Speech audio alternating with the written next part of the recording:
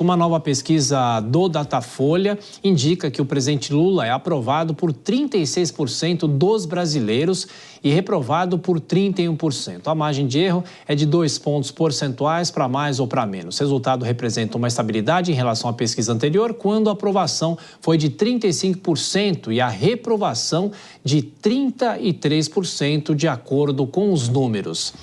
A gente segue aqui no Jornal Jovem Pan falando sobre política. Em uma série de declarações nessa terça-feira, o presidente Lula afirmou que não descarta disputar a reeleição e trata o governador Tarcísio de Freitas, aqui de São Paulo, como um possível adversário. E também sobre números do Datafolha, o nosso entrevistado é o vice-presidente da Arco Advice, o cientista político Cristiano Noronha, mais uma vez participando aqui da nossa programação. Cristiano, como sempre, boa noite, bem-vindo.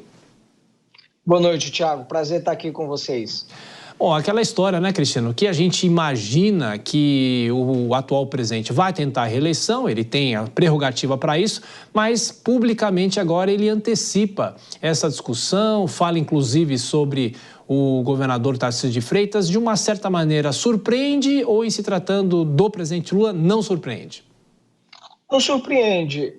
No início da pergunta, inclusive, Thiago, o presidente falou que não gostaria de antecipar o debate eleitoral, diz que não é o momento, mas aí em seguida ele diz que se for para evitar que, por exemplo, o ex-presidente Jair Bolsonaro volte a governar o país, ele vai sim ser candidato, né? Então, mas a expectativa é de que Lula de fato concorra. A expectativa também é que a gente continue tendo um cenário de polarização, o que as pesquisas mostram. Até o momento a gente não viu nenhum outro candidato fora Lula e fora Jair Bolsonaro, nem fora esses dois candidatos, capaz, né, de mostrar uma grande viabilidade político-eleitoral. Então, muito provavelmente o embate vai ser com esses dois. Bolsonaro, no momento, está inelegível. A tendência é que assim continue. Acredito eu que vai ser pouco provável ele conseguir reverter isso na justiça, mas de qualquer forma, ainda assim ele vai ser um cabo eleitoral muito importante e vai, na minha opinião, conseguir transferir boa parte desse capital eleitoral para aquele candidato que ele apoiar. Trago os nossos comentaristas também para a conversa. Vou passar a palavra para a Dora Kramer, que faz a próxima pergunta. Dora. Olha só, o que você achou dessa referência explícita? Porque até então, a referência a master do presidente Lula era o ex-presidente Jair Bolsonaro. E ele vai agora para o governador Tarcísio. Você acha que ele está chamando o governador Tarcísio para o ringue, uma vez que o ex-presidente está inelegível? Olha, aparentemente sim, Dora. A minha avaliação é que o Lula tenta, ali, ele já identificou, muito provavelmente, um movimento que o Bolsonaro não deve conseguir aval, né, para se candidatar por conta da inelegibilidade. Então, já no cenário de Lula, o que a gente tem é muito provavelmente o Tarcísio saindo a candidato à presidência da República e Roberto Campos Neto, inclusive, concorrendo ao governo do estado de São Paulo. Inclusive, essa conjectura ele acabou fazendo, inclusive, na entrevista de hoje. Então, por isso, ali também uma crítica muito contundente ao presidente do Banco Central e também ao Tarcísio, né? Quando ele diz ali que o Tarcísio convidou Roberto Campos Neto por dever estar feliz com juros no patamar atual que está. Então, muito provavelmente, Lula enxerga que esse deva ser o caminho, né? Embora não haja nenhum indicativo que Roberto Campos Neto tenha essa pretensão de concorrer ao governo do estado de São Paulo. Nelson Kobayashi. Cristiano, boa noite, um prazer falar contigo. Quando você discute sobre a sucessão no campo bolsonarista, né? Quem seria esse nome a ocupar o lugar do ex-presidente Bolsonaro, muito em razão da sua inelegibilidade. Mas na próxima eleição presidencial, o presidente Lula já vai estar com seus 80 anos. Naturalmente, já depois de 3 mandatos à frente da presidência da República, e não se tem, pelo menos nesse momento, ainda com muita viabilidade ou com muita clareza um sucessor ao seu capital político. Como é que você avalia esta carência, se assim a gente pode dizer, na sucessão do presidente Lula? Bom, Kobayashi, o ponto, de fato, o Lula ele não trabalhou um sucessor natural, né? Os sucessores que a gente verificou quando o Lula não foi candidato, foi apontado para ele, vamos dizer assim, no próprio ano. Não foi necessariamente um trabalho construído, né? Dilma Rousseff, ele colocou ali, ele acabou construindo, foi no lançamento do programa de aceleração do crescimento, PAC, onde Lula classificou, chamou a Dilma de mãe do PAC, então apontou ela ali como candidata. Também quando o Lula não pôde concorrer porque estava preso, ele acabou apontando Fernando Haddad.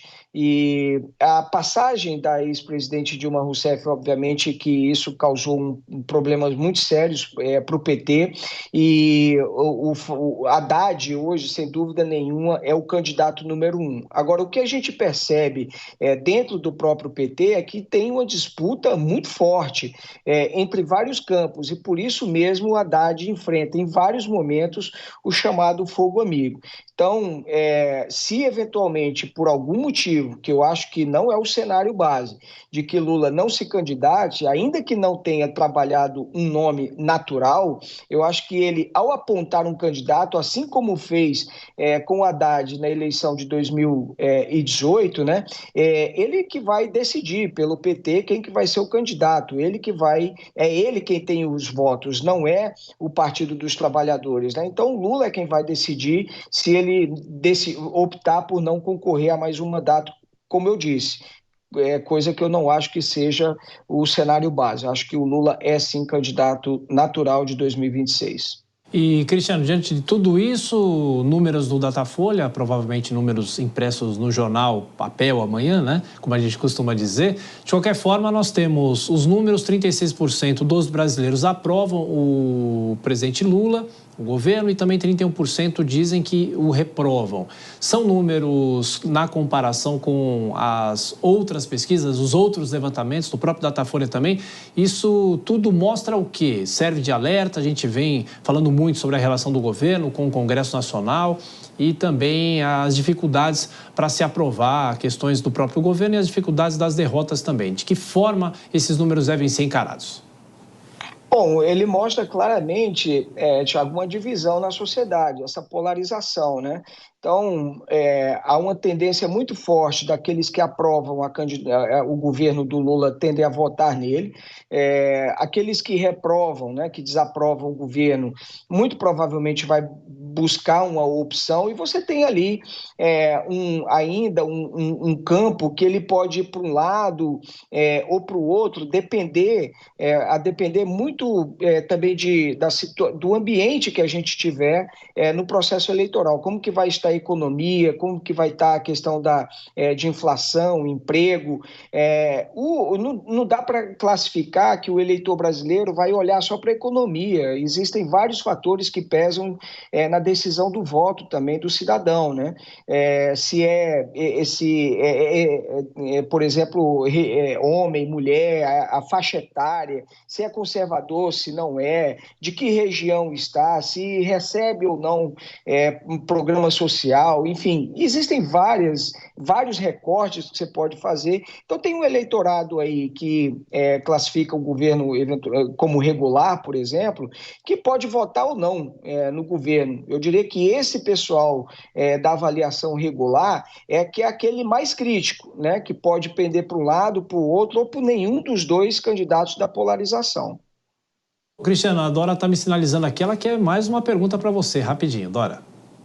Eu quero. Sabe por quê, Cristiano? A sua certeza, queria saber por que você tem certeza que o Lula vai ser candidato à reeleição, uma vez que o governo está se apresentando a ele a realidade muito mais adversa do que ele imaginou, né? A gente percebe isso pela maneira como ele trata, não percebe direito que a banda hoje toca completamente diferente. Por que você tem essa certeza que ele vai ser candidato à reeleição?